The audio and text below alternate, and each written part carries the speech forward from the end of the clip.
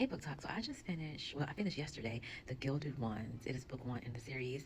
And you guys, I really enjoyed it. I really enjoyed the book. So it is a YA fantasy book. And we start off by following Dika. She is one of our main female characters.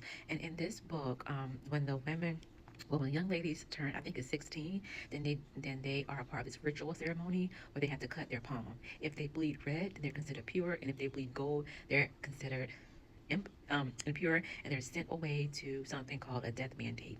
But it turns out um, that I don't want to give it away. But anyway, so the book starts off with us following Dika as she's preparing for this ritual, and we find out that her parents are from two different regions. Based on how I interpret the book, her father was a northerner, which we would consider maybe a white person, because the book described them as having pink skin and blonde hair. And then her mom, I would consider, someone of brown skin tone, curly hair. So when her dad married her mom, they moved to the north, and his family, his people, did not accept Tika nor her mom, as you can imagine, right? And so at first I was thinking, like, I don't know if I'm gonna like this book. If we're gonna be doing all this North versus South weird stuff, I am not here for it. And the book is very heavy on women doing two things: being wives and being moms. And they are not permitted to do anything else. Pretty much can't even be out in public by themselves without their face covered and without having a male escort. And I was like, at first I was like, you know what? I don't know if I'm gonna like this book because of the beginning pages, because of the atmosphere and the environment.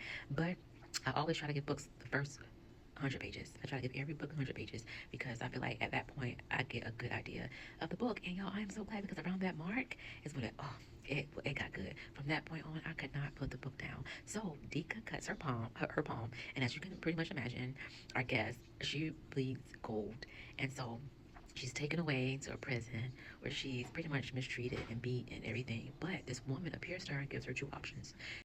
So this woman appears and gives her two options. You can stay here and succumb to your fate, to your death mandate, or you can come with me. I'll train you to be a warrior to fight in an upcoming battle. Pretty much evil versus good.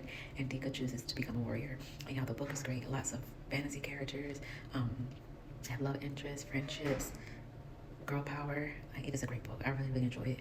Really recommend it. And I'm hopefully be starting book two soon. I'll order it from my library. Just waiting for it to come in.